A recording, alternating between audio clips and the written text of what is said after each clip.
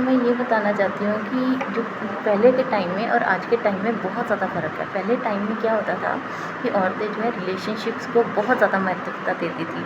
उनको उनके दिमाग में ये होता था पहले कि हमको जैसे ही हस्बैंड घर आया तो उसने क्या खाना है, हमारे बच्चों ने क्या खाना है, और उसके लिए खाने की तैयारी करना, और फिर उसके उनके ही बारे में सोचना, परिवार को चलाना, परिवार के बारे में सोचना, और फिर उसके बाद यही चीज़ें उसके दिमाग में घूमती रहती थी। फिर उसकी बच्चों की पढ़ाई के बारे में भी सोचना, हर चीज़ में। और सुबह हस्बैंड को नाश्ता देके फिर ऑफ़िस भेजना, उनका टिफ़िन पैक करना, बच्चों का भी टिफ़िन पैक करना, और नाश्ता देना, ये चीज़ें होती थी। तो उस टाइम पे क्या होता था, उसके दिमाग में सिर्फ़ यही चीज़ें रिवॉल्व अराउंड होती थी कि मैंने अपने परिवार के लिए क्या-क्या करना है। उसने एक फ़िक्स टाइम सेट करा होता था, और ये नहीं कि वो बर्डनसम होता था, वो खुशी-खुशी करती थी। बर्डनसम तब होता है जब आपको कोई डाँट वगैरह मारे या प्रेशराइज़ करे किसी चीज़ में, जो कि मैं उसका सपोर्ट नहीं करती हूँ। बट अदरवाइज़ अगर अकेली फैमिली भी है, न्यूक्लियर फैमिली भी कभी होती थी, तो या फिर अगर परिवार में भी है जहाँ पे अंडरस्टैंडिंग है, तो यहाँ वहाँ पे एक औरत हैबिचुअल हो जाती थी, और उनके लिए ये चीज़ें बहुत उनको ये सुकून भी देता था, खुशियाँ भी देती थी। उसमें क्या होता था, इमोशंस इन्वॉल्व होते थे, और उनके पास इनफ टाइम होता था। ये नहीं कि सारा टाइम खाने में ही बिताती थी, बिल्कुल भी नहीं, खाना बनाने में ऐसा कुछ नहीं होता था। उनके पास इनफ टाइम होता था कि रेस्ट करने के लिए भी, सोने के लिए, फिर उसके बाद बच्चे आए उनकी बातें सुनने के लिए प्रॉपर टाइम निकालती थी, और फिर उसके बाद उनके से उनको वैल्यूज़ देती थी, संस्कार देती थी, उनके लिए उनकी ख्वाहिशें भी पूरी करती थी, सब कुछ करती थी। तो इमोशंस इन्वॉल्व होते थे, उनको रिलेशनशिप्स की वैल्यू समझाते थे, और बच्चे वही चीज़ देखते थे। और इसीलिए मम्माज़ बॉय जो आजकल बन रहे हैं, वो इसीलिए क्योंकि पुरानी माएँ जो है ना, उन्होंने अपने बच्चों को बहुत ज़्यादा केयर करी हुई है, और उनको रिलेशनशिप्स की वैल्यू भी सिखाई हुई है। और लड़के जो हैं ऐसी औरत अपनी बीवी में ढूँढते हैं कि हमारी बीवी भी ऐसे ही केयर करे जैसे हमारी मदर ने हमारे पापा के साथ भी केयर करा, और हमारे साथ भी ऐसे ही केयर करते थे हमारे मम्मा। तो हमको बीवी भी ऐसे मिले, ठीक है। तो यहाँ पे अभी क्या हो रहा है कि पुराने टाइम पे तो इमोशंस होते थे, और इसी वजह से वो उनका माइंड पूरा जो है इन्वॉल्व होता था घर परिवार में ही, कि ये क्या सही है क्या गलत है उनको पता होता था। और आज के टाइम पे अगर औरत जॉब जा रही है तो उसको क्या इन्वायरमेंट मिल रहा है, उसको ये टेंशन ही नहीं है, बॉदर ही नहीं है खाना कौन बनाएगा। खाना पता है मेरी मम्मा बना लेगी, मेरी सास बना लेंगी, या फिर मेरी मेड बना लेंगी खाना। उनको ये नहीं पता कि बच्चे क्या कर रहे हैं, उनको पता कि बच्चे अपने आप ही संभल लेंगे, अपने आप ही खा लेंगे, अपने आप ही सब कुछ कर लेंगे। मतलब उनको सब कुछ बच्चों को भी फेंक दिया हुआ है, और हस्बैंड का भी जो है ख्याल नहीं रखा जाता। जहाँ पे कि हस्बैंड वो भी स्ट्रगल करता है कि हमको खाना जो है टाइम पे मिले, या कुछ ऐसा। और अपने आप से कंपैरिजन भी वो करती हैं कि हम जॉब करते हैं, तुम भी जॉब करते हो, तो हम भी जॉब करते हैं। तो हस्बैंड ने तो नहीं बोला तुमको जॉब करने के लिए, वो तुम अपनी चॉइस से कर रही हो, और तुम कंट्रीब्यूट भी नहीं कर रही हो घर में, तो तुम खाना भी नहीं दे सकती। उसको ये कंपटीशन हो जाता है औरत को कि मेरे साथ तू भी लगने को, तू भी आधा-आधा काम करेगा, हाँ आधा-आधा। तो that is something very wrong, जहाँ पे इमोशंस नहीं है, और लड़ाई झगड़े की वजह ही यही बन रहा है। जो हाईली एजुकेटेड वुमेन है, वो वर्किंग होने की वजह से डोमिनेटिंग हो रही है। बार-बार वो धमकियाँ देती है, मैं छोड़ के चली जाऊँगी, because she doesn't value relationships. Only उसको पैसे का पता है कि मैं तो कमा लूँगी। बट डिवोर्स की बात आएगी तो एलुमनी और मेंटेनेंस में मांगेंगी। तो पैसा ही उसकी लाइफ में घूमता है आसपास। जहाँ पे जिसने पैसा फेंक दिया शादी के बाद भी, जिसने पैसा फेंक दिया उसके पास शादी के बाद भी लॉयल्टी अपनी गिरा के उसके पीछे चली जाएंगी, क्योंकि पैसा है, हवस है। या तो पैसे वाले के पीछे भागती है, या हवस के पीछे भागती हैं। शादी के बाद तकरीबन हवस के पीछे भागती हैं, पैसे से ज़्यादा हवस के पीछे, और शादी से पहले पैसे वालों के पीछे भागती हैं। तो पैसा ही सब कुछ, हवस हो या फिर पैसा हो, पर वहाँ पे किसके साथ इनजस्टिस हो रहा है? बच्चे और हस्बैंड के साथ, परिवार के साथ जो है इनजस्टिस हो रहा है, और रिलेशनशिप्स यहीं पे लैग कर रहे हैं। एक लड़का जो है या बच्चा है, एक छोटा बच्चा है, लड़की हो या लड़का, वो वैल्यूज़ सब कुछ जो है अडैप्ट करता है अपने मदर को देख के। जो मदर करती है उसको वो देखता है, फॉलो करता है। लेकिन मदर ही आजकल अबंडन कर रही है चाइल्ड को, तो बच्चे को अब क्या चाहिए? अब बच्चे को प्यार के अलावा कुछ नहीं चाहिए होता। उसको होता है मम्मी हम हमारी बातें सुने, हमें टाइम दे या कुछ ऐसा।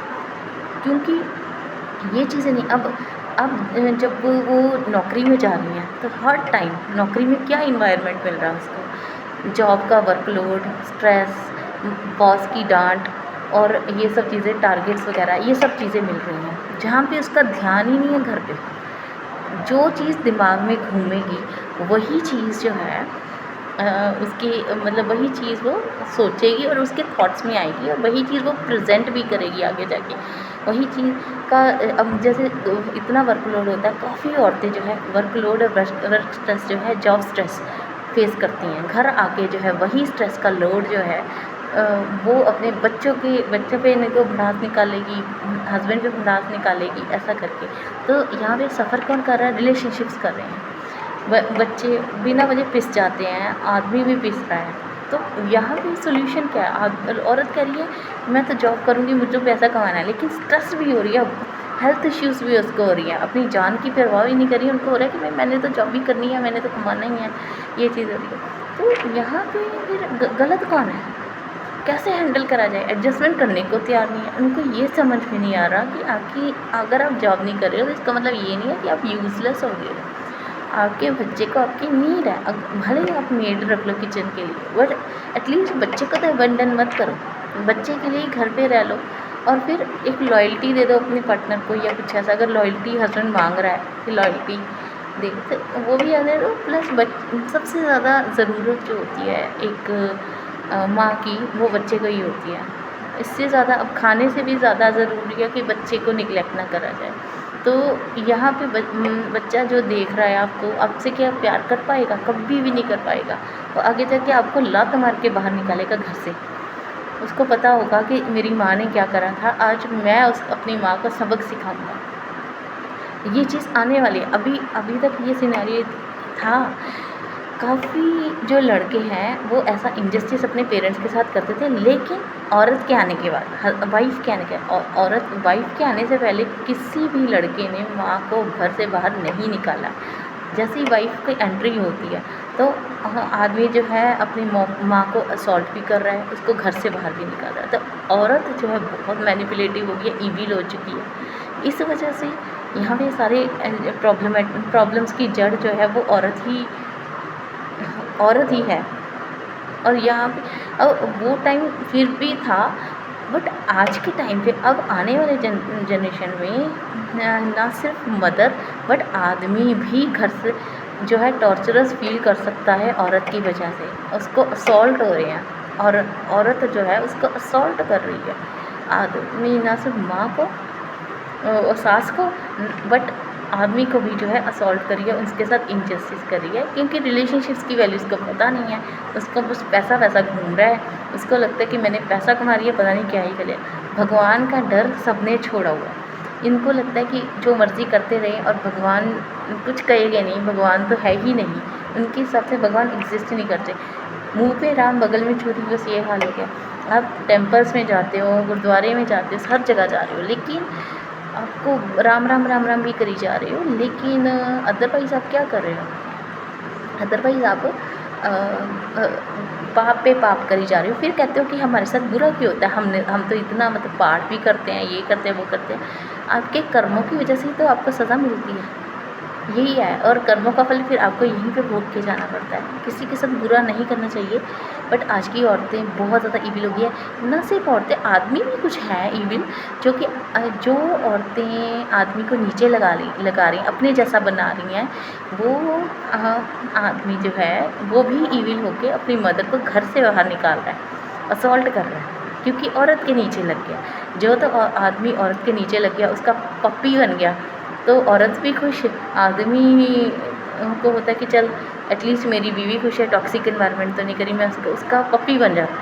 और फिर वो जो इनजस्टिस है अपनी खुद की मदर के साथ भी कर रहा है और उसको कर रहा है। तो रिलेशनशिप्स यहाँ पे भी सफ़र कर रहे हैं। आपके खुद के बच्चे देख रहे हैं, कल को आपके खुद के बच्चे ऐसा बिहेव आपसे करेंगे, आपको चलेगा?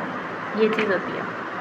और फिर जो आदमी जो है एक अपना स्टैंड लेता है, अपनी मदर का स्टैंड लेता है और औरत के नीचे दबने को तैयार नहीं है, वो आदमी को भी जो है औरत आज के टाइम पे बहुत ज़्यादा असॉल्ट करती है या फिर एलिगेशंस झूठे लगाती है, डिवोर्स के केसेस अलग गलत केसेस फाइल करती हैं और बहुत हरासमेंट कर रही हैं। तो यहाँ पे रिलेशनशिप्स की वैल्यू जो है ज़ीरो है।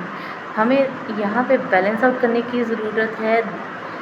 हमें रिलेशनशिप्स और मनी में से जो है रिलेशनशिप्स को पहली प्रेफरेंस देनी चाहिए मनी से ज़्यादा रिलेशनशिप्स की, तभी इमोशंस डेवलप हो सकेंगे और आगे आने वाली पीढ़ियों में भी इमोशंस तभी डेवलप होंगे। जैसे जिस तरीके से दुनिया पैसों के पीछे भाग रही है, मुझे लगता है इतना पैसा ऐसे के पीछे नहीं, जो वाकई गरीब है या वाकई उनको अर्न करने की ज़रूरत है वो तो चलो कर लें, पैसे के पीछे डेफिनेटली मैं कहती हूँ कि चलो पैसा अर्न कर लें, लेकिन जिनको पैसों की इतनी ज़रूरत भी नहीं, सिर्फ प्रूव करने में लगी हैं कि भी हम इंडिपेंडेंट हैं, तो उनको रिलेशनशिप से ज़्यादा फोकस करना चाहिए, क्योंकि कल को आप पे भी वो बुरा असर होने वाला है, बहुत ज़्यादा बुरा आपके साथ भी होने वाला है।